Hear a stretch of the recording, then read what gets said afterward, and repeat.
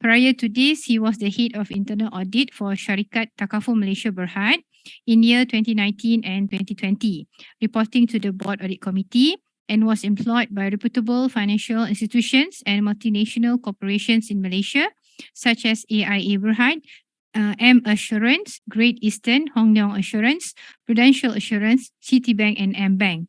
He has 20 years of experience in the insurance, takaful, and banking industry, covering areas of agency strategy and business quality, risk management, compliance, fraud investigation, internal audit, underwriting and claim, as well as insurance and banking related operations. So basically, we have so-called otai in the house, kan? Okay. So without further ado, I would like to invite our speaker, honorable speaker today, to share his knowledge, and hopefully that I'm expecting questions from the participants. Okay, so that anything that you would like to confirm pertaining to the practice of Sharia audit. So I think this would be a very good platform so that we can ask questions to our speaker today. All right, so pass to you, Sir Fazli, insyaAllah. Okay, Assalamualaikum warahmatullahi. Before that, because I am not used to Zoom, I confirm what can you see in your screen? Is it? I can see the PowerPoint.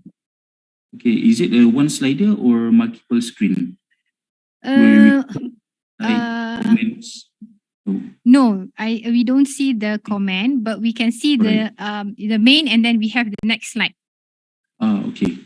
Reason why I'm asking is because I'm not used to Zoom. Usually, I use Microsoft Teams. I see. Yeah, Assalamualaikum everyone, and thank you for participating in this session. So this will be a two-way communication for effective presentation. So this is audit issues in Takaful. So let me just... Recording in progress. Just a moment. I am trying to change to the second slide. Just a moment here. Okay. So today we will be going through the governance structure, the importance of internal audit, the internal audit process and methodology, reference of Sharia audit, and also some samples of auditable areas and issue. I will not be touching all, only a glimpse of what we are doing in the takaful industry, and for every page I will touch on some of the issues concerning and based on my experience, what we have encountered. Okay, so this is a general overview of a typical governance structure in a takaful company. So it comprises of first line, second line, and also the third line of defense. So the first line is usually the Sharia management department and operations department. Usually each department will have a risk and compliance coordinator, which is trained to identify incidents and even potential near-miss incidents which require incident reporting to risk management. If there is any areas of concern, they will also be in contact with the Sharia department as well as control function. This is to determine that there is any Sharia related incident.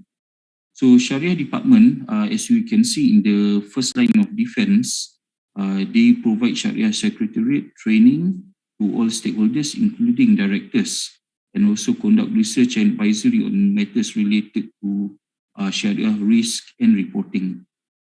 And come up to the second line of defense, this is usually the risk management and compliance department, which usually determine whether any incident reported by the first line, it is a potential Sharia non-compliance incident or just an operational incident. Contohnya, let me just put in layman terms lah. If there is an incident of investment which the company has invested in the Sharia non-Sharia related counter. So these two departments, the risk management and the compliance, they will determine whether this is a Sharia non-compliance or it is just operational error based on the incident of what has transpired.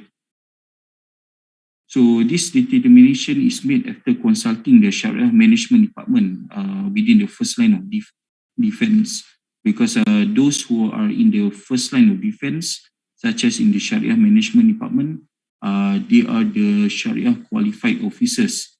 They have the necessary what you call that knowledge and also the qualification in terms of ulul fiqh to determine whether this is really a Sharia non-compliance or it is permissible. And comes to the third line of defense, this is where internal audit is. So this is where I'll be touching on what we do and how we monitor the second line of defense and also the first line of defense. So the difference of internal audit as compared to the risk management and compliance and also the first line, we do not report to the management. We report straight to the board of directors, and that make us, I would say, independent. Okay, for instance, okay, if you are within the first line of defense in any management, and if you disagree with the management or the CEO's decision, for example, okay, the management can always turn away or overturn your decision because of their preference. They can also kind of like decide what's best for the business without any regards to the Sharia compliance. So, but being in the third line of defense, where we report to the audit committee, we have the authority to like make findings saying that what is being done by the management is unjustified or it is not in compliance, and no one can say no to internal audit because we do not have a direct reporting to the management. We report straight to the board of directors who have control over the management. So this is how the governance structure work in, I would say, not only the Takaful but also the banking industry. So on the governance structure, do I have any questions before I proceed to the next slide? If I'm going a bit slow, sorry, if I'm going a bit fast, you can always stop me, or you can always ask questions in between. Okay, if no, I will proceed to the next slide. So this is the importance of internal audit. So internal audit programs, it is to monitor and to assure that our businesses have been properly secured and safeguarded from threats. It is also important to verify that our business processes reflect the documented policies and procedure. So for this, internal audit helps the business to ensure that it has proper controls, proper governance, and also proper and adequate risk management process in place. And by a person or team that can present objective findings and also make recommendation to the management for corrective action and also preventive measures. This helps to improve the company's internal controls and system. So part of importance of the internal audit is to provide objective insight. And I think you're aware that you cannot audit your own work without any, without having any definite conflict of interest. Because if you were to rate your own work, of course, everything will become A, everything will be compliance to everything that you do. It is in compliance to the objective because you think what you do is best. But we, internal audit, we have, I would say, an outside view of whether it is proper or not proper, so that when your internal auditor or internal audit team cannot have any operational responsibility to achieve this objective inside. In situation where smaller companies don't have resource to devote to this, it is acceptable to cross-train employees in different departments. This is to be able to audit another department. So by providing an independent and unbiased view, the internal audit function adds value to your organization. There are companies who may not have adequate internal auditor because of resource issue. So there are companies that actually practice employing another staff from another department to conduct ISO audits on other operations, or for example, for a sales team to see whether the department is running the operations or the process correctly according to the standard or to the policy of the company. And secondly, by objectively reviewing your organization policies and procedures, you can also receive assurance that you are doing what your policies and procedures say you should be doing, and that these processes are adequate in mitigating your unique risks. So by continuously monitoring and reviewing your processes, you can identify control recommendation to improve the efficiency and effectiveness of the process. In turn, allowing your business to be independent on process rather than people. You can always trust the system, not the people. Orang kata manusia tak boleh percaya, but you can always rely on the system. You have the right system, everything will work well, inshallah. And also thirdly, an internal audit program assists management and stakeholders by identifying and prioritizing risks through a systematic risk assessment. A risk assessment can help to identify any gaps in the environment that can help to identify any gaps in the environment which allow for remediation plan to take place. An effective audit program will also help you to track and document any changes that you have made to your environment, and it also ensures that mitigation of any operational and Shariah risks found by the auditor. And also to assess controls, internal audit is beneficial because it actually improves the control environment of the business by assessing control design and also operating effectiveness. Are your controls fulfilling the purpose, and you can see whether are they adequate in mitigating risks. And lastly, it also ensures compliance with law and regulation. Any questions to this?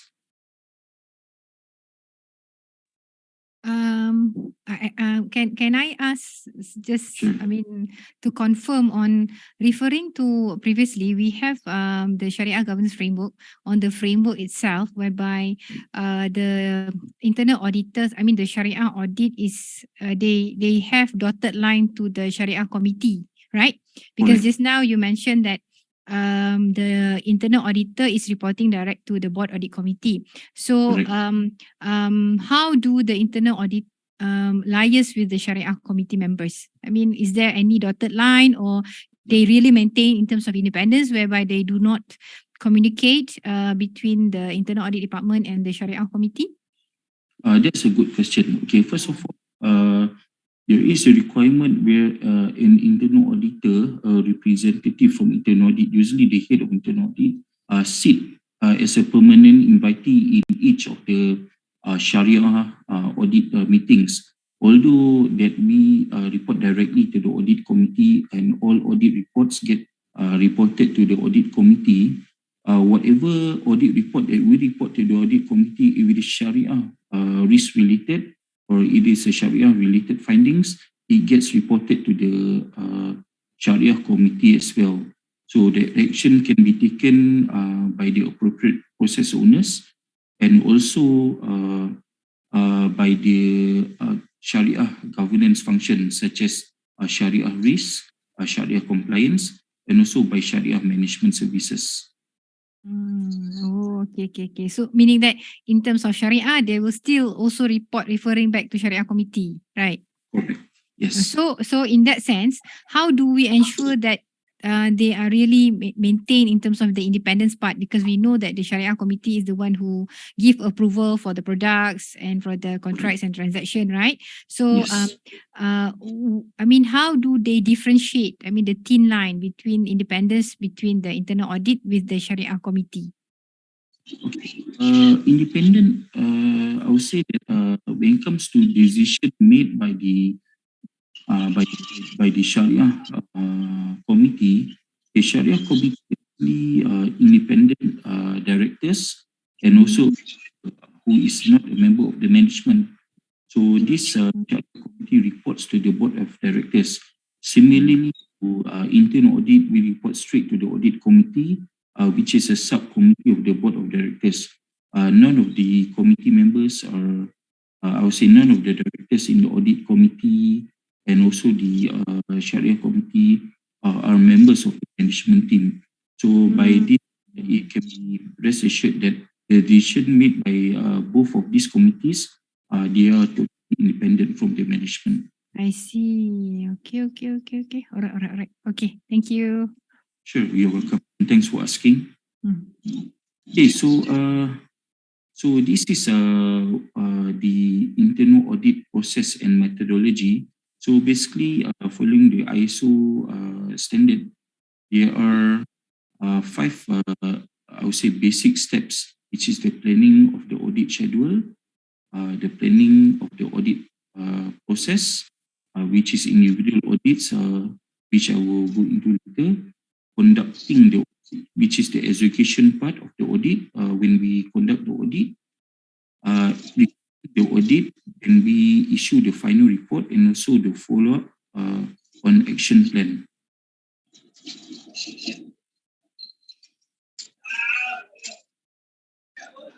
Okay, so first is the planning of the audit schedule. So this is a key part of good practice and a good process to have an overall audit schedule, which is readily available to let everyone know when each process will be audited over the, I would say, upcoming cycle.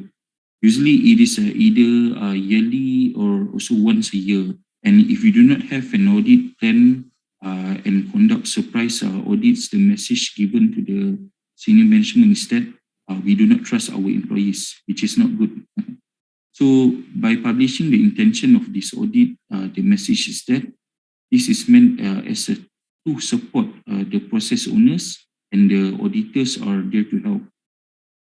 This can allow the process owners to time the finish of any improvement projects that are working on to be before the audit, so that they can gather valuable information on the implementation, or to request the auditors to focus on helping to gather, say, information for other plan improvements. So part of the planning is to identify the areas that need auditing. Usually when we identify which areas that needs to be audited first, we will usually see what are the risks in certain areas. For example, in IT, there is a trend that there is a new requirement where there is a change in management of Takaful funds. As you all know, many of the insurance companies here in Malaysia, they use conventional system, which may not be suitable for the management of Takaful funds in Malaysia, for example. So when we perform the audit, we also see whether the system is able to cater for these changes and to manage so that appropriate fund is taken and transferred from the right risk fund or the shareholders fund. So these are the things that we look into. And secondly, we also determine how often audit needs to be done. For high-risk audit, for example, I'll give an example like anti-money laundering, which if you hear every year, there are always central banks, something like Bank Negara Malaysia, Monetary Authority of Singapore, based in Singapore, they actually punish the banks and also the financial institution for lack and weakness in the internal controls when it comes to money laundering. So these are the things that we actually put more weightage at, and we perform like every year. So there are annual audits on this one. But for areas where it is not really, I say, high risk, which is low risk, we perform the audit perhaps like once in 2 years or 1 in 3 years. And we also look at the, what do you call that, history of audit reports. If we were doing the audit reports and every year, it is always a good finding, something that only requires a minor improvement, we will not be auditing that particular section every year. We will focus and leverage our resource to areas which need some more auditing. Also, we will create an audit calendar so that we are able to plan throughout the year what audit needs to be conducted, how many audits needs to be conducted within the particular quarter. And most importantly, you need to notify the management, because if you do not notify the management of the scheduled audits, management may not be able to plan aside, because sometimes you need to talk to the management. Sometimes it may not be it may not be a suitable period to conduct audit. For example, like end of the year for a sales agency, these are the time that they are really chasing for the yearly target. So this is a very unsuitable time to perform audit, unless if there is really a need to perform audit throughout the end of the year. For example, like investigation audit, which there are potential frauds detected and an audit needs to be conducted immediately, then that one is a different story. But in most of the cases, you need to plan your audit.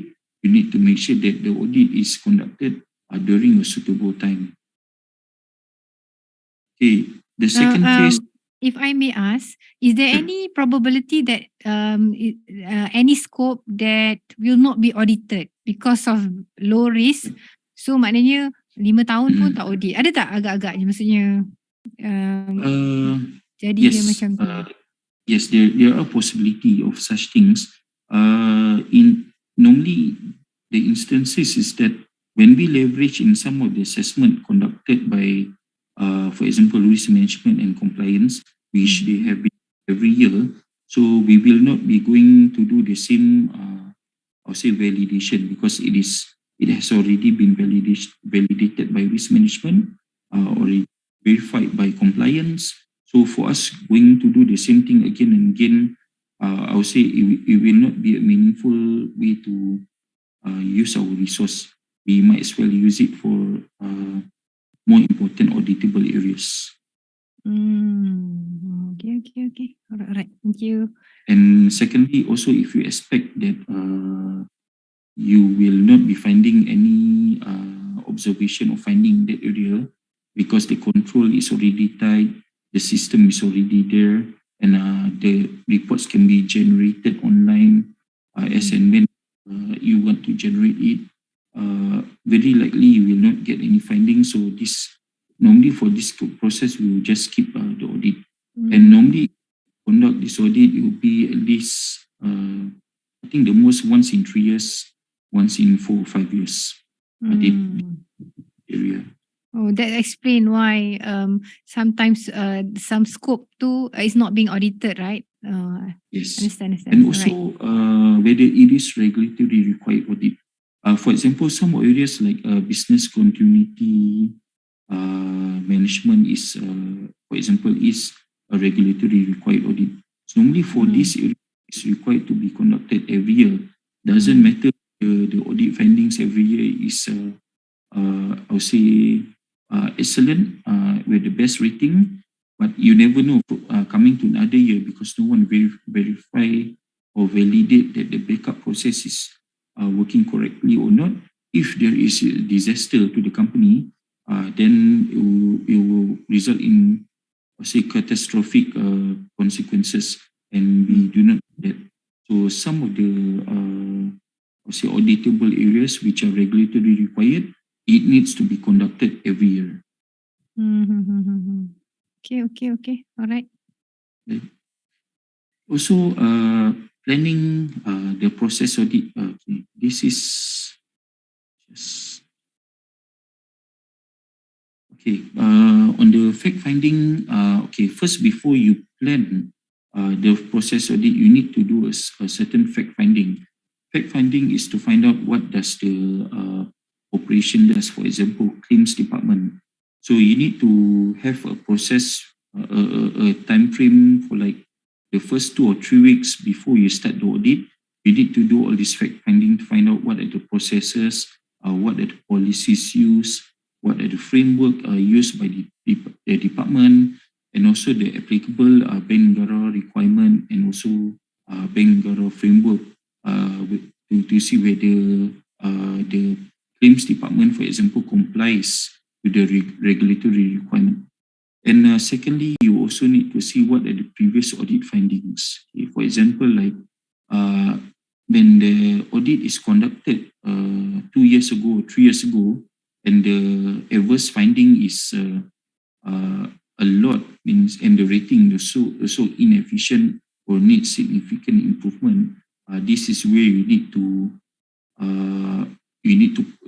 I would say, retest the same finding, whether it is happening repeatedly, whether the process has improved, whether the controls are in place, have the issue being mitigated, have the correct have the action being corrected, and also whether preventive action are being taken to prevent the repeated occurrence from happening again. You also need to leverage on the first and second line of assessment. Normally during the pre-planning, we do engage with the risk management and also the sometimes even with the external auditors and also the compliance to see what are their views, because they are involved in the management meeting. Like us, internal audit, we are not usually involved in the management meeting. So this is where we need to get feedback from all the first and second line of defense to see what are the concerns. Because sometimes for us to go into a particular section to audit, we do not know what are the particular concerns by other department. We only see what is on document, but we do not see what are the coming trend, whether there is or say another incoming framework from the regulator, how it will impact the company. All these are discussed with the first and second line of defense. So we need to know what is trending. Also during the planning process, we need to interview the employees, and we also perform a process walkthrough.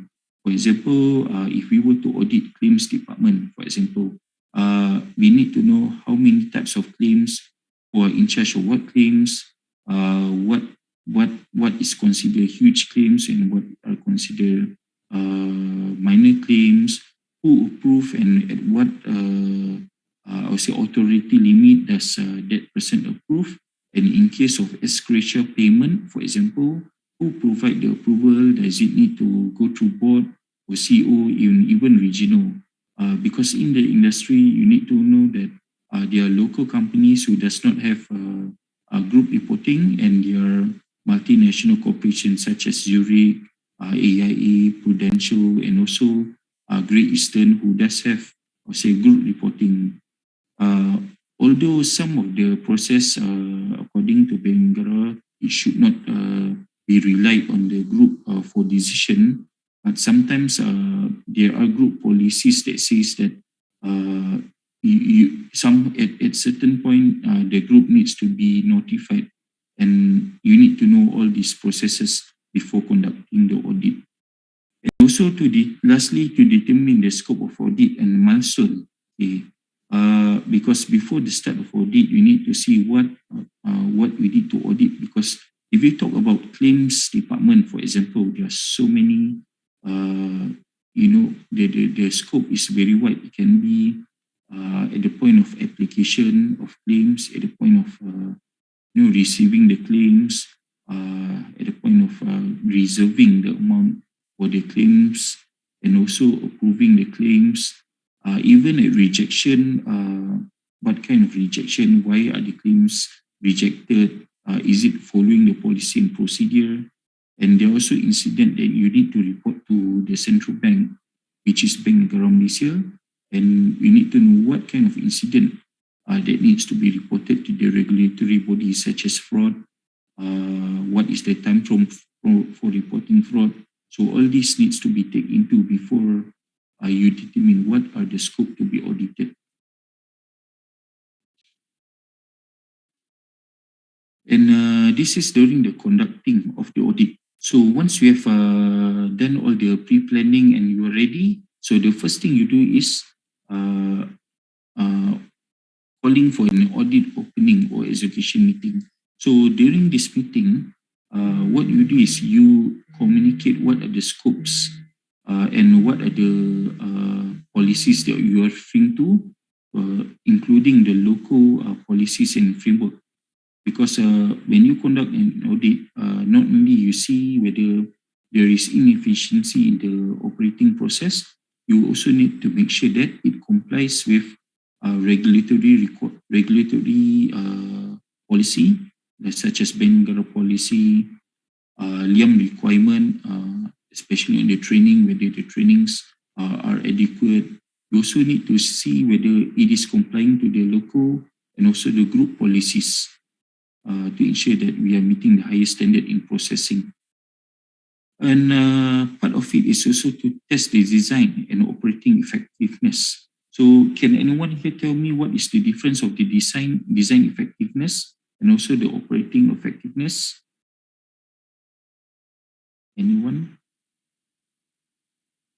So I'll just briefly tell you, okay, so basically the design of effectiveness means before you operate, you need to have a guideline of how it needs to be operated. As simple as, when you call a bank or an insurance company. So the moment you call the customer service, they pick up, good morning, this is Fazli speaking, how may I help you? And then followed by 3 verification questions. So this is the design of how it should be. It is usually formalized in form of policy, workflow, and also framework. And secondly, when you see the design, whether it is adequate and it is complying to the local or group policy and even bank negara's policy, you need to see whether it is operating effectively. So for this, what you can do during the audit is you can review the records, okay, whether this, for example, call recording are being recorded for monitoring. You can also take a few samples and you can also interview those who are involved in the process. Okay. And also part of the audit, you can also sit together with the call center staff to observe how they conduct the test calls. But usually bila you buat macam ni, you know lah, bila auditor duduk kat sebelah dia macam ketawa-ketawa sikit lah, so they don't feel comfortable doing the job. So usually in this situation, most of the time we actually take out the call recording, we listen to the call record. And the best and most effective is to test. Sometimes we also perform mystery shopping. We actually call in as one of the claimant to test whether first of all they follow the procedure, and secondly whether they are validating and verifying you according to the transcript or the policy assigned to them. For example, if you are calling, sometimes when you call the number behind your medical card, it goes to the customer service, and this customer service sometimes are not handled by the insurance company. It is handled by an outsourced company, for example, IHP or Medicare. So first they will ask you who you are. For example, my name is Abu. So Abu, are you a policyholder? Yes. Then they will start to ask verification question. What is your IC number, contact number, and address, for example. I mean, that one is straightforward. But what happens if someone who is not the policyholder, in the case of emergency, for example, a father calling on behalf of a son, or a friend calling on behalf of a policyholder, saying that there is an accident. I want to know whether this insurance is covering and going to which hospital, how much the amount, and so on. So that is the time we test the operating effectiveness. Are they allowed to release information to third party? Because nowadays you need to understand that the regulation is very, very tight. We have PDPA and all that. For them to release a sensitive information to a third party who is not allowed to have any personal information, the company can be sued under the Personal Data Protection Act. So we need to be very careful to ensure that our outsourced services provider they are conducting all this according to the policy given to them, and validation and verification of calls are conducted or say according to the policy. So all of these are very important. I think you as student, you can so try to do it yourself and see whether it is, it is something worth to try it. And if you can do that, perhaps you can become a good auditor as well. So these are not desk auditing, these are physical auditing, more like almost investigation audit. And also you need to have... Cik Fazli, is it okay if I just would like to, give some question to the students in the chat box there so that we can test whether they are listening or not. Is it okay? Sure. Kan? Okay, macam ni. So, my first question to them, maybe they can open the mic and try to answer while Sir Fadli will approve whether the answer is correct or not. Or maybe another option is that they can answer in the chat box there. Okay, siapa yang dapat jawab ni, Prof Zurina akan bagi hadiah dan markah yang istimewa lah. Okay. So we can see the question there in the chat box that pertaining to our discussion previously on the governance and on the planning side. So what the auditors do before planning the audit? Anyone? Tu Prof Zurina dah jawab dah. Ya, betul-betul. Okay, anyone? So can try to put, salah pun tak apa. Kan, jadi sebab kita ada orang yang otai kat sini, so boleh tengok jawapan tu tepat ataupun tidak. Okay, anyone can try to answer the first question. Don't be shy. Don't be shy. To be a good Shariah auditor, you must be brave. Kan? To ask questions. Fadli, Assalamualaikum. Assalamualaikum warahmatullahi wabarakatuh. Fadli, Haris, Dr. Spia and all. Sajalah menjenguk Ustaz ni.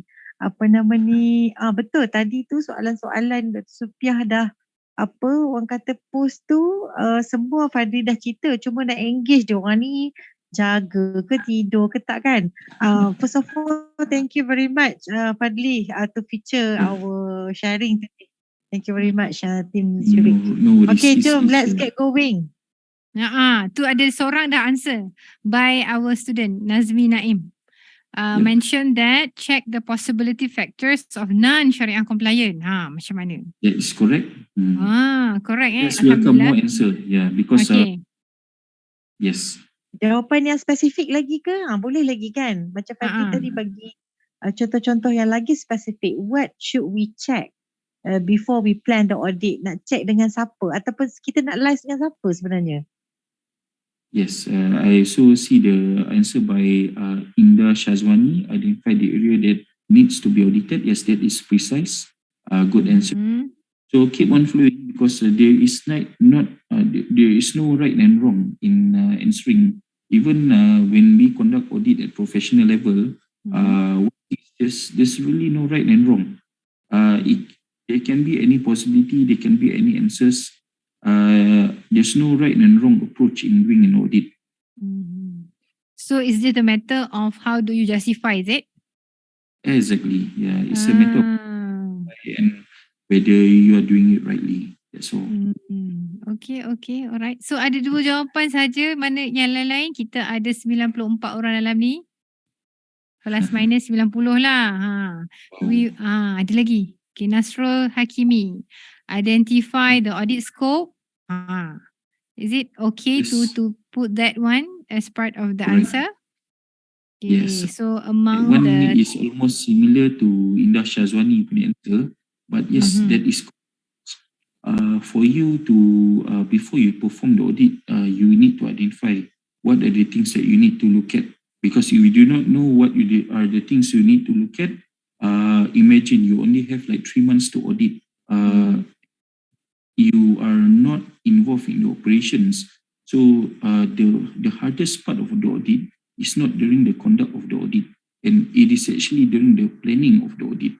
During the planning of the audit is where you need to do most of the work. You need to get all the raw data, you need to identify what are the data needed for you to perform data analytics. So it involves most of the work. I would say from a scale of 1 to 100%, 50% of the work simply comes from planning of the audit. The rest, all the data that you have requested, then the next step is just to perform sampling, validation, and the rest is easy. But it could also involve human factor. You also need to, sometimes play your card right, because auditors, we do not have many friends. And the moment when you issue an audit report with audit findings, the process will usually jump. So how do you handle that? So all of that will take experience. Okay, so we have another answer there. By Asrin Asmawi. Determine how often auditing need to be done or notify the management of schedule audit. Yeah. Yes, that is correct. What says is correct, because how often auditing need to be done, and also to manage to notify the management of the audit schedule. That is a very important element, because if you do not inform the management what are the schedule audit, then the management may not be able to cooperate with you during the audit, because they are not. It can be a time where it is not suitable to conduct the audit. So by what are the areas that you intend to audit in the department, and also to notify the management, it can get them prepared and they will cooperate better. Is there any probability that when we already decided on the scope, and then suddenly the one that we do not include as part of our audit scope have problem? I mean, have event Shariah non-compliant event? Oh, that is when we got bambooed by the board of directors. Okay, there are also incidents. I would say in general, not in this company, but it can happen to any company, and it has happened many in the past.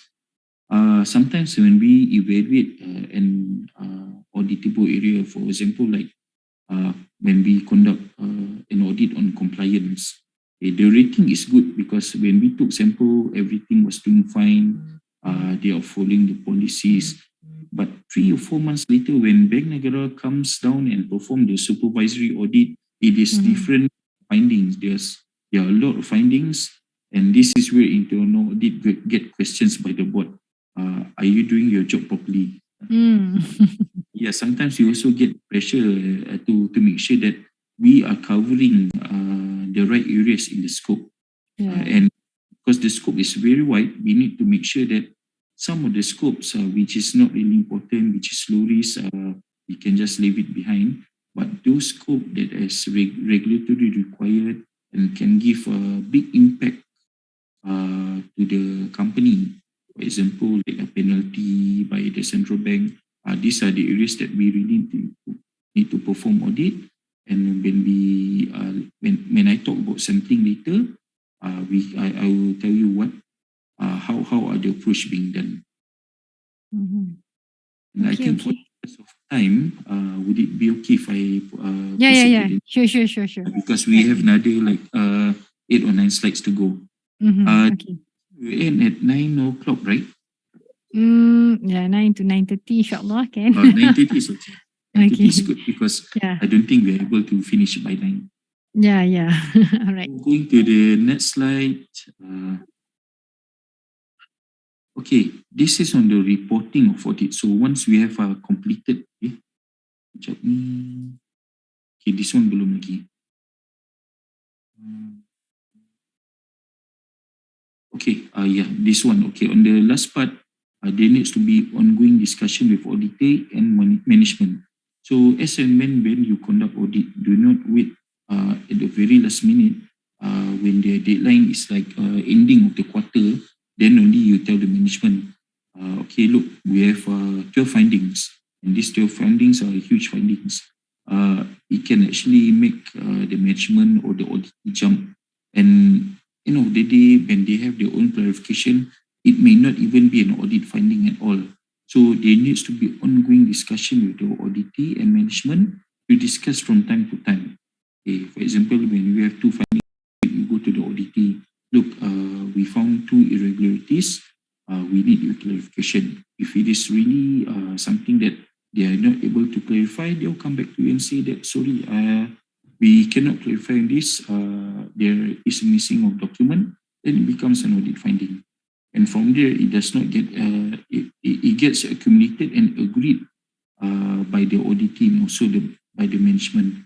Then the final part, when you have conducted the audit, is to draft observation. And you need to share this draft observation with the management for them to share their feedback and also to provide clarification. Okay, on the final part, okay, once you have the draft observation, you need to make sure that all the audit findings are agreed audit findings. And together with the agreed audit findings, the agreed action plan, and also the timeline. Because sometimes, being internal audit, you need to make sure that the timeline is reasonable. Sometimes, if it is a timeline action plan that involves system improvement, which takes time, okay, this one you cannot give a timeline. You need to complete this within 1 month. It is not reasonable for them to plan the system improvement, the system enhancement. Also, they require management approval. It will take some time. But in the same time, you also cannot allow for them to have a relaxation time of like 9 months to 12 months. So you need to be, I would say, meeting the equilibrium. You need to be in between what is reasonable. Because if you were to agree everything with the management, of course they want 2 or 3 years and they can take their own sweet time also. And you will be questioned by the audit committee and also the board. Why are you allowing the management to have a timeline of perhaps 12 months when they can actually do it within 6 months? So you get questions if you do not control the timeline. Also the audit rating. Okay, audit rating basically according to the standard and generally accepted ISO standard, there are 4 types of audit rating. One is efficient, good, and secondly is needs improvement. With the second rating is the usual rating given to auditee at the end of the audit when there is slight improvement required or minor observation. Then comes the third audit rating, which is needs significant improvement. So this is considered adverse finding. You do not want that because it does not look good on the management. It means that there are a lot of controls which is weak and needs to be tightened. A lot of corrective measures needs to be done and also preventive measures. And the last and worst rating is inefficient. Inefficient basically means that the whole control design is not in place. It is not operating effectively as how it should. So this is the worst one, and there are industry that heads gets transferred or even sacked because of this. So this is the worst rating. Sometimes whatever that you issue, it does affect people and it does affect the management.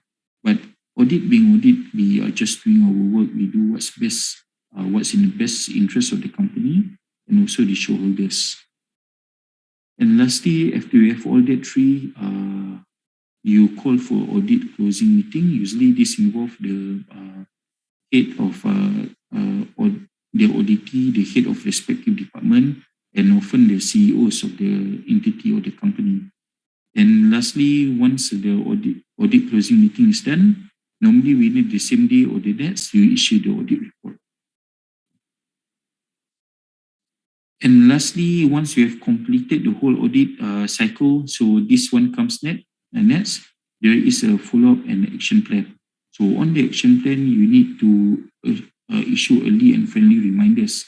Okay, for example, you issue an audit finding this month, and then you have given them like 6 months to complete the action plan. We do not wait to June, which is the final month, to come to them and say that there's an action plan that you agree to do this month. So is it completed? So this is not a nice way of doing it. Although that it is not your job to remind the auditee, but it is also always a good gesture. So in this way, you can actually provide value-added, services. Not only you provide what the recommendations to the management, you can also work together and communicate to the auditee. What's the progress? Whether the progress is ongoing, and you can always remind them like look, we have another 2 months to go.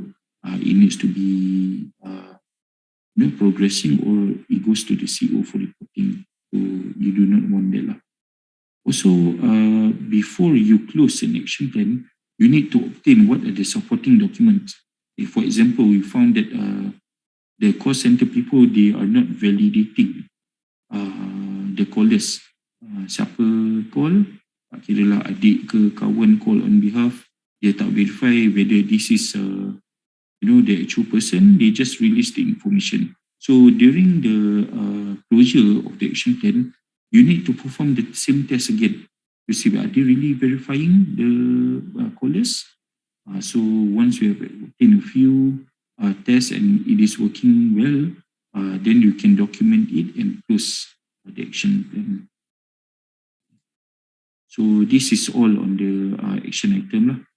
So any questions on the audit process?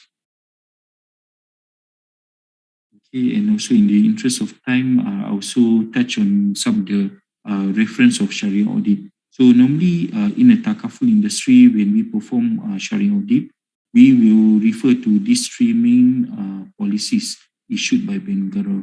First is the Bengara Shariah Advisory Council Resolution, which is related to how the Takaful funds and also the capital should be managed.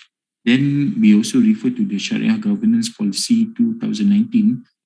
This one is more on the governance of how the Shariah Committee, the board, the responsibility of senior management, governance function, and also the first line, second line, and third line of defense should be structured like, which I'll go through a bit in detail later. And also, lastly, the Bengara Takaful operating framework. Okay, this one is more technical, which I will also go through a bit later. So, and I think the last final samples, last final slides here on the sample of auditable areas and issues related to Takaful. So these are some of the samples we look at when we perform audit on Shariah governance. Okay, so one of the main things we look at is the turn from the top. Okay, usually in every Shariah audit, we usually assess the Shariah committee. So we make sure that the Shariah charter sets out the mandate, the responsibility and procedure of the SC, including matters reserved for its decision and advice. We also assess the background and qualification of the appointed Shariah committee members. And for your information, it is not easy to become a Shariah committee member. People like Professor Zurina and also the chairman, we actually discuss with, and we also assess whether these appointed directors and also Shariah committee member, they have gone through a proper due diligence. They are Shariah qualified personnel with ulul fiqh. They also have like what they call that, able to converse in a certain extent of Arabic. They also need to be someone who has been in the, I would say at least industry or in the field for a number of years. Of course, they need to be someone of, I would say, good financial health, cannot be bankrupt, does not have any criminal records. So all of this we look at before the, I would say, at the appointment of the Shariah committee members. And also we look at the SC meetings, it needs to be held at least once in 2 months. The members should attend at least 75% of the SC meetings annually. Why we look at this is because normally the SC members, mereka ni orang hebat-hebat. They are not only the SC members of Zurich Takaful, they can also be like top lecturers or dean or also advisors of another company, independent board of directors of another bank, because the bank negara policy says that a person can also can be a director of insurance company, which is Takaful operator, and also another bank, I would say Islamic bank, which which does not pose any conflict of interest with that Takaful operator. So all this needs to be assessed. And also we also assess whether there is clear and accurate minutes of the Shariah committee meetings maintained by the Shariah Secretariat. And this is to record that all the decision and advice of the SC is based on key deliberation and also rationale. Any questions relating to the Shariah committee? You can also redirect this to Professor Zulina. She is one of the Shariah committee members here in Zurich Takaful. Okay, this is also a very important aspect when we conduct Shariah audit. We look at the Shariah department as the first line of defense. First of all, there is a requirement that a Takaful operator needs to have qualified Shariah personnel to perform research and advisory. So we do have people like Ustaz Sulandi, who is the head of Shariah. We do have people like Ustaz Ikhwan and also Ustaz Harif, who is here with us today.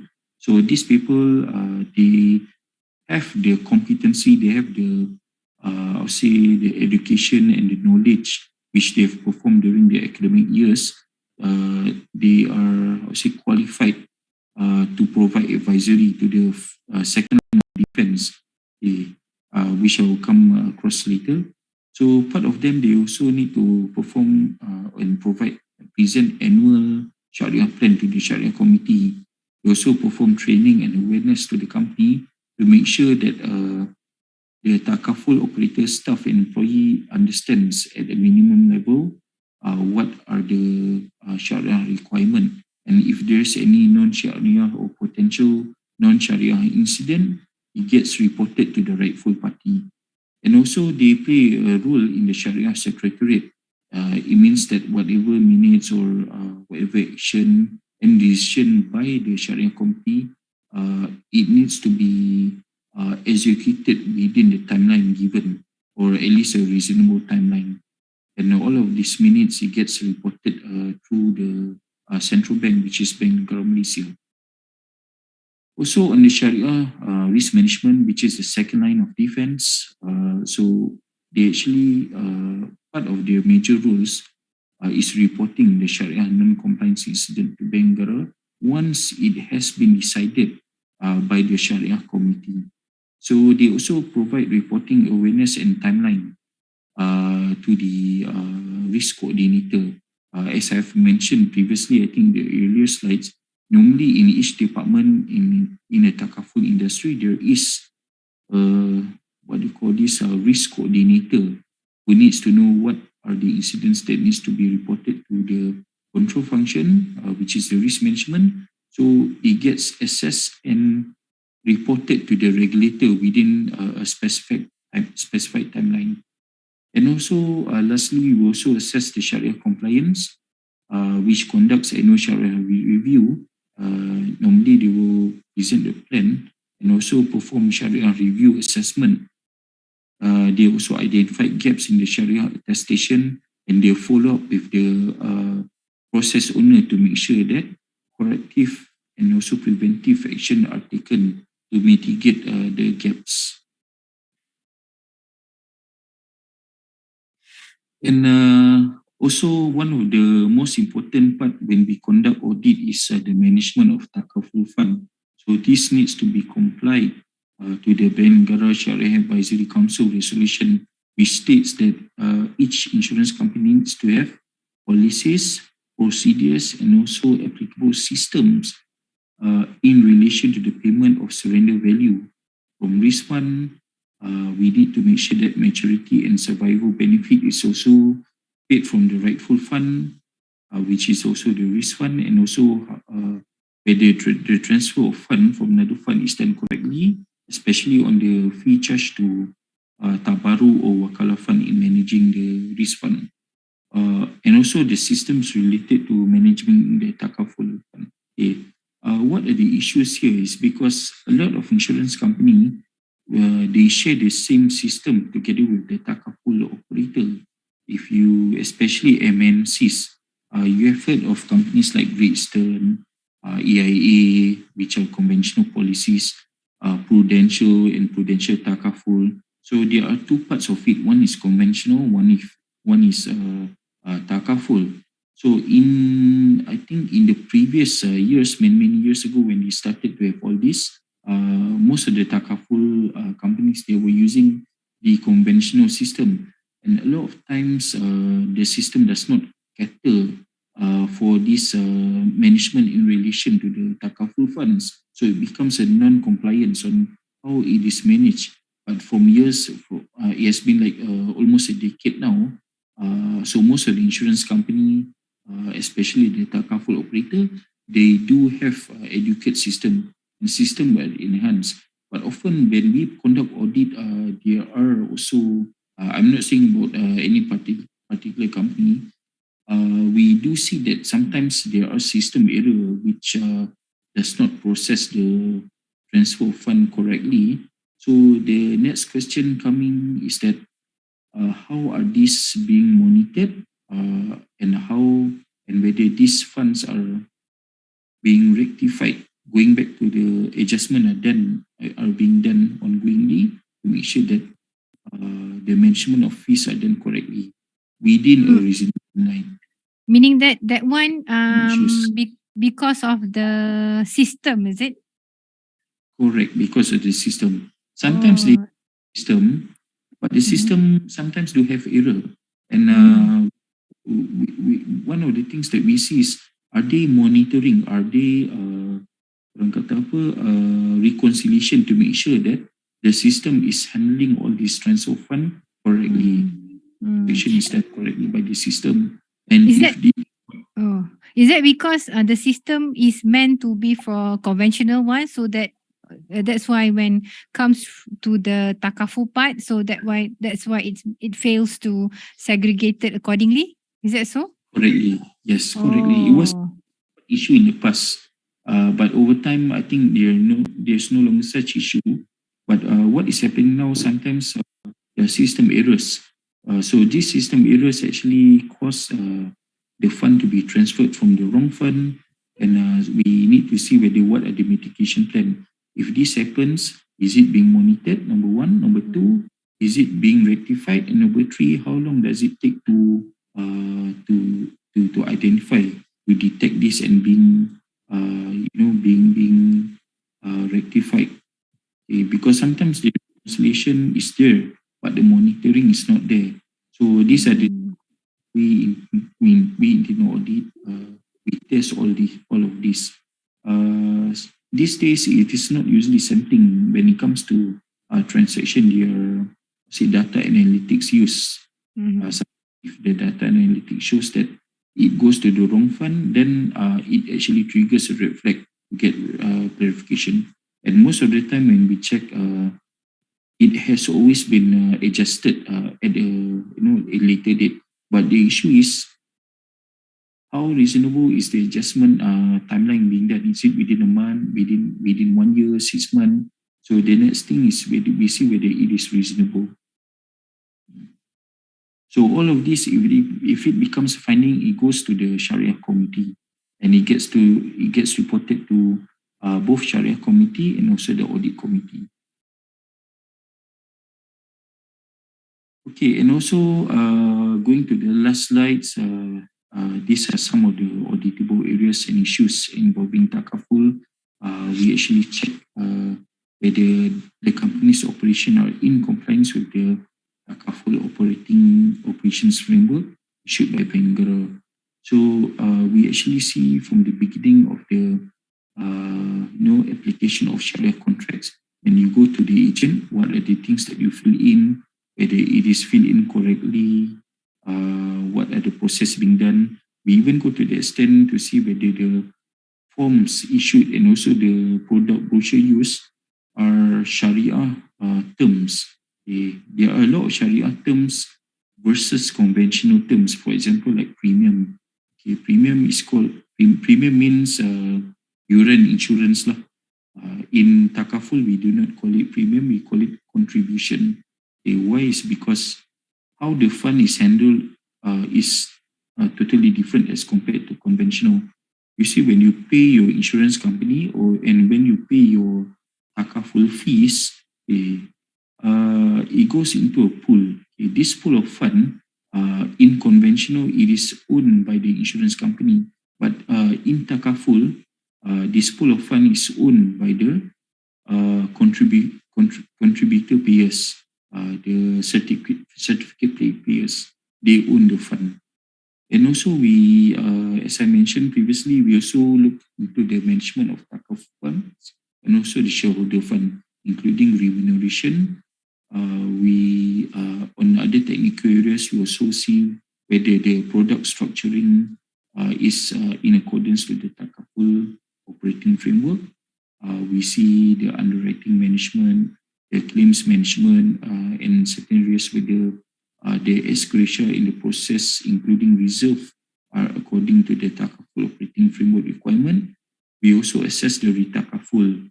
Is it something that Shariah, which is Shariah compliance, investments, whether we are covering or we are purchasing the right investment, and the dividend received from the investment are Shariah complying or not.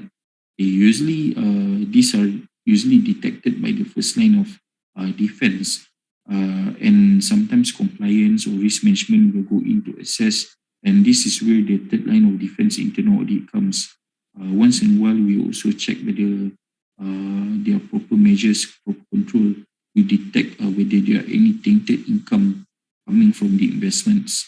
Sometimes you may, invest in certain companies without realizing that this company, the company that you are investing, although it may be Shariah compliance and listed as Shariah compliance, it may have certain income from non-Shariah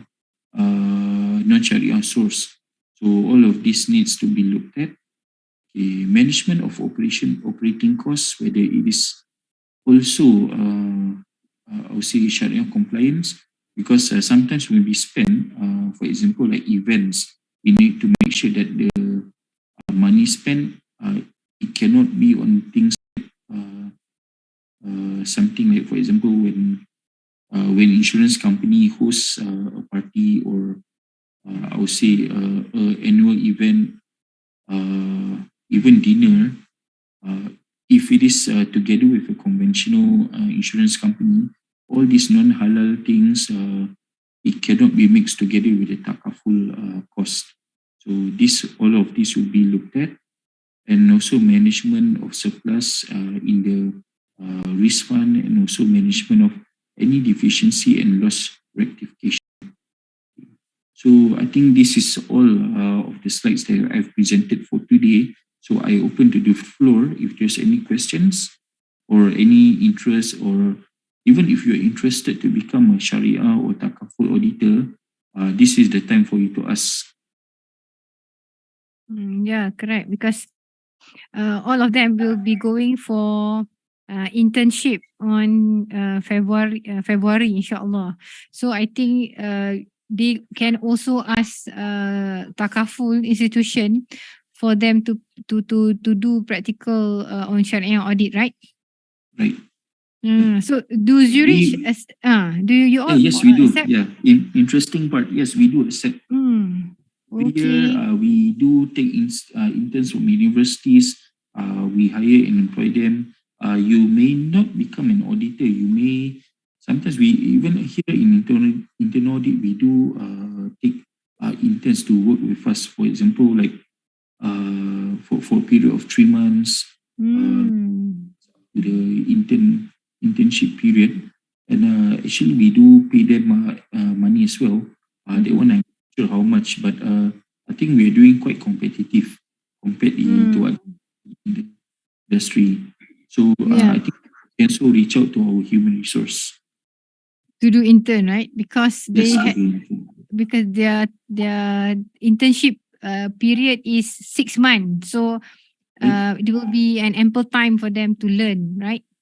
yes, and we also absorb intern to become permanent employee with the company as well. We do have people where we take as intern, they absorb as permanent employee later on, and even get promoted to senior executive, even assistant manager. Yeah, cases like that. So I urge, you can, if you're into internship, then Zurich is the right place for you. MashaAllah. Hopefully that all of you here interested to apply in at Zurich for your internship application. Mana-mana yang tak dapat lagi tempat tu boleh cuba Zurich. Sebab biasa dia orang apply dekat Islamic banking. So I think it's a good exposure when you mention on the Takaful side, kan? Let me tell you a secret lah. I mean, you need to know auditors in the financial institution. It is less stressful to work as an auditor or in an insurance company. I mean, Takaful industry rated in a bank. Yes, bank. If you become an auditor in a bank, I was there. I was an auditor in a bank. It is a lot. The scope of audit is so wide, and it is more tense to work in a bank compared to a Takaful company. I think that is a common knowledge. So if you, just wonder where to look for work, I would highly recommend go for insurance or Takaful to become an auditor. Yeah, it should be part of their scope, right? To job hunting. Oh yes. Okay. So any question from all of you here? You can also put your question in the chat box there in case if you don't have a mic or your mic is not functioning. Anyone? Okay, ada tak? Kalau tak ada, biar kita tanya soalan. No worries. No worries, okay. So Fazli say no worries. I have time, no worries. But if you all don't ask question, then we might ask you question. Kan. So ada soalan tak? Anyone from siapa ni? Adnin ke? Atif ke? Okay, you might be wondering what does it take to become a Shariah auditor. Okay. Guideline says for you to work as if you are, there is a requirement for every insurance company to have a qualified Sharia advisor. This means that you need to be from ulul fiqh background, people like Ustaz Harif, who is here, who is part of the I would say the Sharia management, the head of department, Ustaz Sulandi, and we internal audit, we are assessing someone who is an expert as compared to us. The bank requirement says that you only need prerequisite knowledge to perform this audit on Sharia, but preferably those with Sharia audit background, experience and knowledge. Why I bring up this is because sometimes people ask, you auditor, you're auditing someone who are experts of Sharia. So this is another issue. So our role is not to provide Sharia advisory. So we don't really need that kind of knowledge and so expertise. But the role of internal auditor is just to make sure that all these processes are in place. We do have qualified people to provide Sharia research and advisory, and all these are being governed completely by the risk management, and also the compliance. And if there's any incident happening, for example, like potential non-Sharia compliance, it needs to be deliberated to the Sharia committee to determine whether it is Sharia compliance, is Sharia compliance, non-Sharia compliance, or just operational gaps. So we auditors, we just need to make sure that all of these processes are in place. Meaning that you have the benchmark like the Bank Negara apa parameter, is it right? That's correct. So you are doing based on that. Yep. Yes.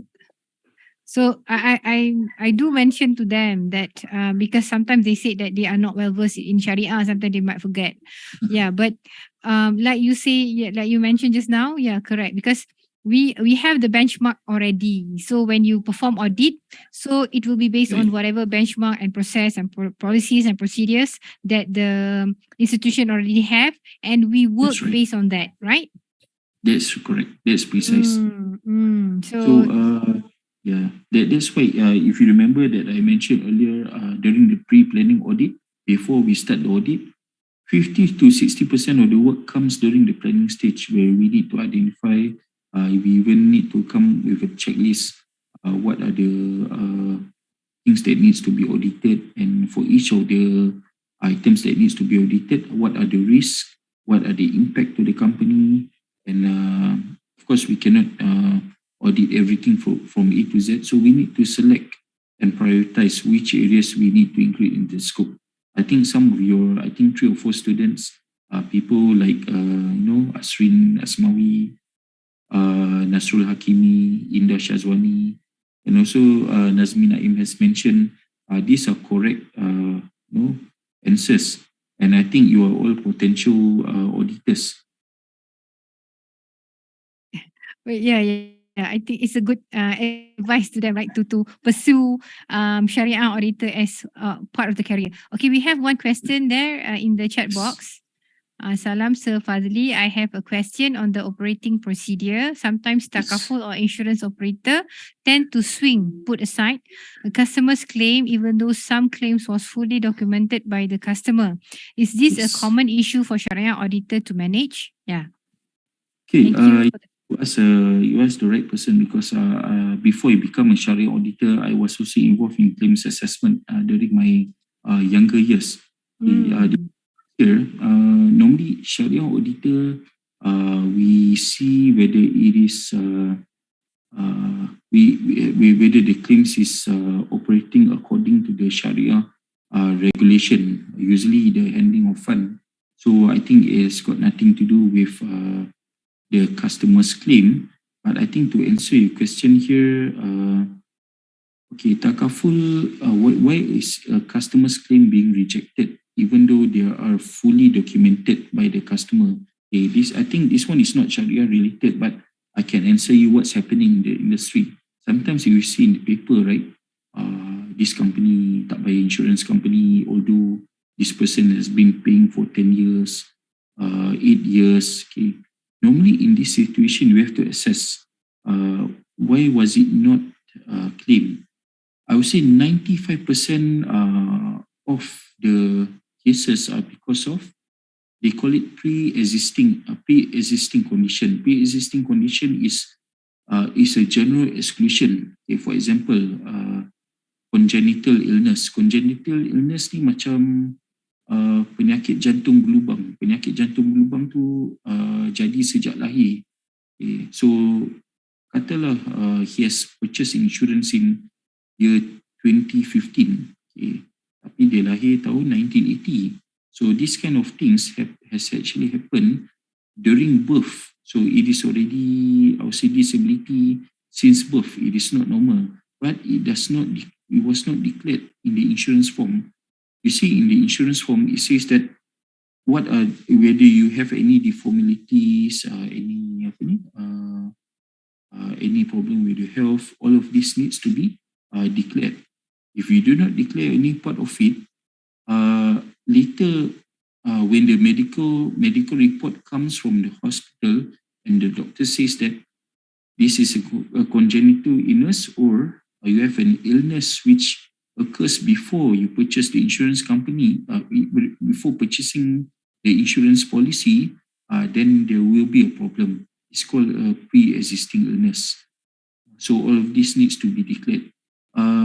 There are mediation. If this happens to you, you can also go to the financial ombudsman person, which will become a mediator.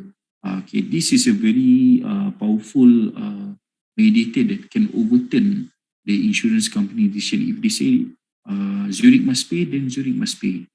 But 99% of the time, it agrees to the insurance company's decision, because there is always a clause that says that it is meeting the general exclusion. It can be, I would say, pre-existing illness, congenital illness, or something that was not declared to the insurance company in the past. Normally, case yang serious lah. Most of the examples I can quote is macam sakit jantung, dia dah ada polisi ni for 5 years, tapi 7 years ago dia ada hypertension but not declared to the insurance company. What cause heart illness? Hypertension. All of this contribute to sakit jantung. Anything related to the illness that caused the death, then it is not covered. So you need to understand line by line. Always consult your insurance agent what you're purchasing, because most of the time a lot of customers do not know what they have purchased. So that's very important to see. Am I answering your question? Ahmad Najhan, is it okay? Give me a thumbs up. If not, then you can. Yeah, if not, you can just question more. No problem. Yeah, keep asking. All these if you issues. don't understand. Okay, Ahmad Najhan say okay. Have Right. thumbs up there. All right, good. So meaning that in terms of the issue, that kind of issue, that one is not more on Shariah aspect, right? It is not really Sharia related, but it is more of, I think, public perception and public misperception. Kalau yang A lot of claim ni, people, do they? I mean, is there any Shariah finding for in terms of claim? Claim yes, aspect? there is. When it comes to claims, we see whether the management of Takaful fund, whether the reserving are done correctly, and once the claims has been paid out, whether it is paid from the right fund. So this is what. Oh, so that is more on examples of Shariah issues. That one, I think, Sharia issues related to how we manage the fund. But not how the insurance company accept or read. Okay, all right. Okay, how about others? Do you have any question? Normally you have question during the class, so I think this would be the best time for you to ask. Yeah, it comes to insurance and Takaful, sometimes it can be a bit technical. I can understand that. As a student, I can understand that sometimes when you want to ask questions, you do not want to be seen as unclever and all that. But trust me, no wrong question. Every question is relevant, and it can lead to another thing. It is a clever question, so don't be shy. Dia pendek kata tak tahu tanya je kan. Betul. Okay, yang lain Izzuddin, Firdaus, Nabil, Aini, Nur Izni, Bazila. Ada soalan? Nurul Izzati. Dia panggil nama dah ni. Tak tahu apa nak tanya ni. You can ask just a simple question, no problem. Or anything that yang selama ni memang you all terfikir-fikir pasal Takaful kan? Anything at all. How to become a Shariah auditor, how to become a Shariah. General question also can. Anything. But okay. I want to ask a question. What do you need Shariah auditor, like an additional requirement? Do we need a certificate or face a test to enter the industry? Answer is no. We do not test you. Okay, but usually, when you want to become a Shariah auditor, you cannot choose whether you want to become a Shariah auditor or not. Because usually in a Takaful company, we share a pool of auditor who conduct audit not only on Shariah, but everything in the company. Because Shariah is only a minor part of what we audit in the Takaful industry. We also audit things like reinsurance, policy administration, underwriting, claims, finance, compliance, risk management, uh, uh, a lot of things, even the technical ones like actuarial. So Sharia is one of the things that we audit. So what is the criteria to become an auditor? You are not a chartered accountant. This one is just internal audit. So you can just have a diploma or degree, join the company, become a junior auditor, and from there, when you are experienced, you get promoted to become senior executive, assistant manager, and manager, and so on. You can take up more roles like Sharia audit or technical audit, like managing of Sharia related fund. Coming back to the question, is there additional requirement? No. Do we need a certificate or face test to enter the industry? No. You just need to just pass an interview and that's it. So once you pass the interview, you get selected. We welcome you as part of the auditor. Then sky is the limit. You can do anything you want. Sometimes not necessarily audit. Sometimes you can join operations and end up to become an auditor like me. When I started my career, I did not start as an auditor. I started in operations. My first 10 years was in operations, but then again, that actually gives me the advantage. 10 years later, I joined the control function. I did compliance, then risk management, and then my last 5 years is in internal audit.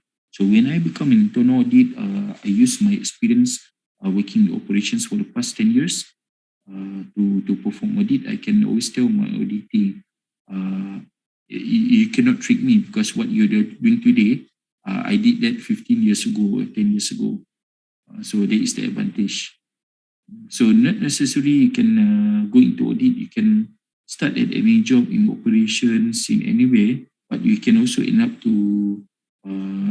becoming a Sharia auditor. I think their concern is that they don't have the technical expertise.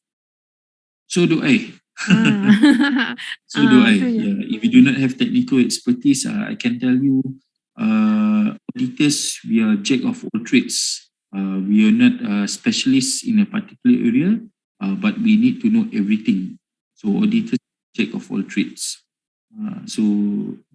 Contohnya, if you are in claims for many years, you are the expert in claims. If you are in Shariah department, like Ustaz Ulandi or Ustaz Ikhwan or Ustaz Harif here in this forum, then you are the specialist in Shariah. But if you're an auditor, you're not a specialist of anything, although you can be, but you can perform audit anywhere. You just follow the steps of pre-planning. You just make sure that the controls are there, what we do comply with the regulatory requirement and also the local requirement. The advantage is that you know everything, every department in the company. So when you have all this knowledge as an auditor, after like 5 or 10 years, when you are bored of becoming an auditor, you can work in any department because basically you know all the process. Advantage, yes it is. So if you see a lot of directors, board of directors, they are former auditors because they know the inside out and they know all the operations in a Takaful insurance company. Because at that position, you need to be a person who is advised what is the best thing to do, what regulation we need to follow, what's trending. you need to understand the whole business. And if there's one particular department who knows the overall process, it is internal audit department. Okay. Okay, alright. Maybe another one question. Lagi satu soalan. Ada nak tanya last? Ni rugi ni kalau tak tanya ni sebab we have industry people together with us now. Anything that you want to ask? Maybe you are very eager to know on the practicality kan? Macam mana? Diorang ni ada tak? I mean, just to share, when I was a student, I never thought of being an auditor. I never intend to be an auditor because people say auditor is such a boring job. That is what I thought in the past lah. But after I've joined the audit, and I don't know how I got into audit, I was invited to join audit, so I just joined. After a while, I found that there is a lot of advantage of becoming an auditor because you get access to everything in the company. Unlike if you work in certain department, if you're in claims, you only know claims. If you're in underwriting, you only know underwriting. If you're in actuarial, perhaps you know a bit of finance, but that's all you know. But if you're an auditor, you understand the overall. Although you may not be a specialist or in that specific topic, but yeah, you are a jack of all trades. You are able to converse about everything. Okay, alright. I think I've got no question. Maybe can they have your email perhaps? Sure. Or is it possible that you can share so that if they have a question or they want to ask personally, can? Yeah, let me write that in the chat box. So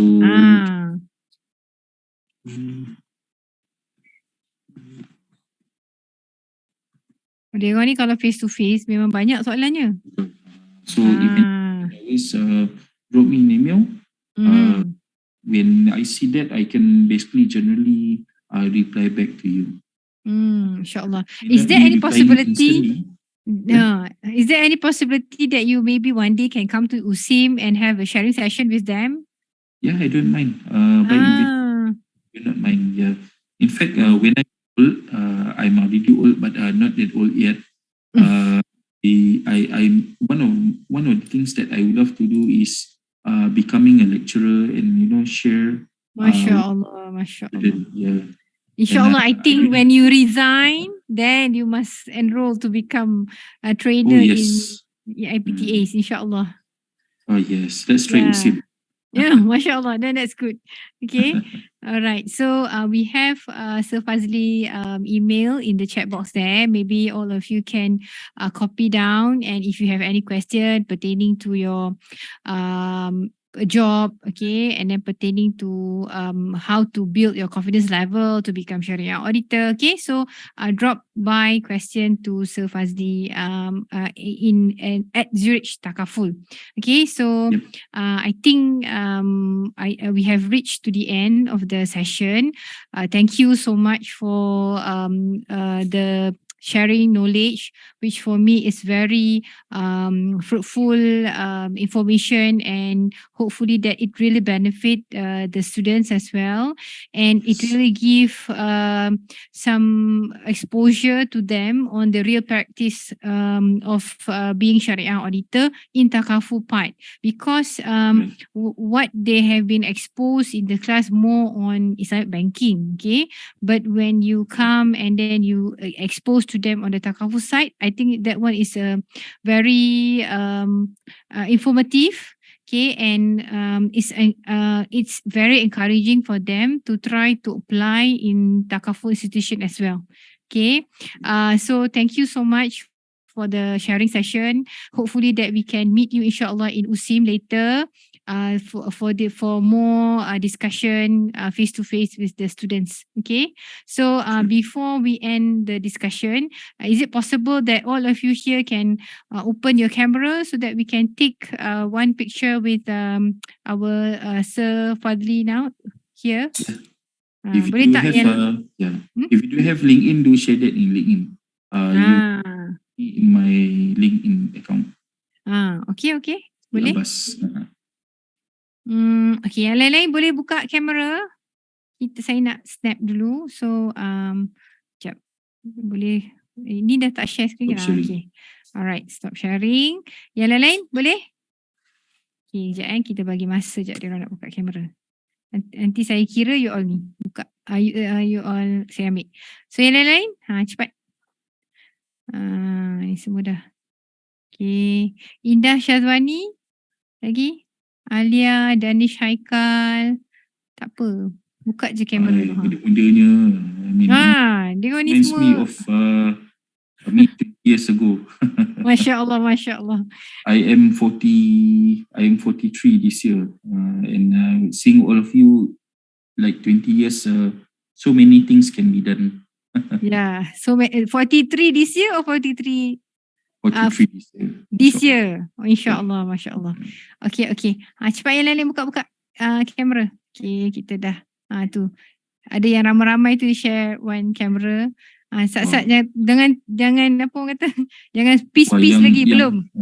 Yang rumah bujang tu paling meriah tu. Yelah kan. Ini dia orang ni memang budak-budak ni kalau live ni banyak soalan dia orang ni. Kalau kita face to face kan. Okay, kejap. Yang lain-lain. Maybe one of these days, if you need further information, you can also invite me to the campus lah. InsyaAllah. I will liaise with Prof. Zurina kan. No worries. Sebab dia orang ni memang kalau face to face memang banyak soalan dia tanya. Yang lain-lain tak buka yang lain-lain tu. Kita kena buat macam ni. Yang buka kamera ni kita kena bagi extra mark sikit. Sebab effort dia kan. Sekejap saya nak check. Kan? Itulah. Okay. So sekejap saya ambil gambar set. Okay. Sekejap. Okay, set on count. 1, 2, 3. Sekejap. Tak jadi pula. Okay, 1, 2, 3. Kejap. Kenapa dia lari ya? Sat. Bismillahirrahmanirrahim. 1, 2, 3. Alamak. Tak jadi dah. Tiba-tiba dia tak nak pula langkap. Selalunya pandai yang ni student. Betul. Selalunya saya boleh pula ambil betul. Tiba-tiba dia tak boleh pula kat Zoom ni. Korang reti tak? Izzuddin, awak boleh buat tak? Boleh? Cuba kira 1, 2, 3. Izzuddin ke siapa lah? Izzuddin, suara kamu tak dengar.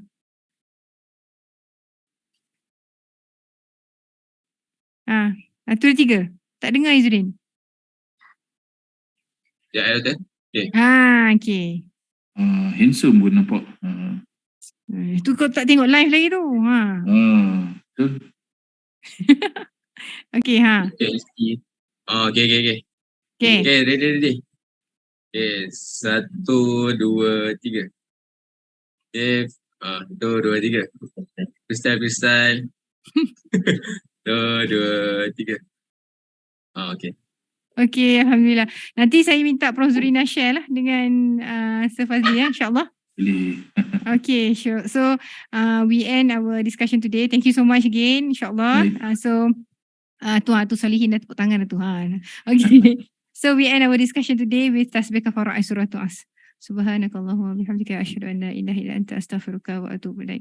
Bismillahirrahmanirrahim. Wal 'asri innal insana lafi khusri illa allazina amanu wa 'amilus solihat wa tawassaw bil haqqi wa tawassaw bis sabr. Assalamualaikum warahmatullahi wabarakatuh. Waalaikumsalam. Okay, thank you. Thank you so much everyone. Have a nice day. Thank you, Doctor. Thank you, Encik Fazli. Thank you all.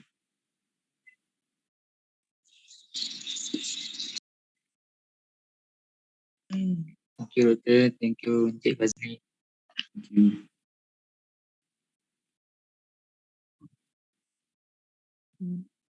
Thank you, Doctor. Thank you, Encik Fazli. Okay, alright.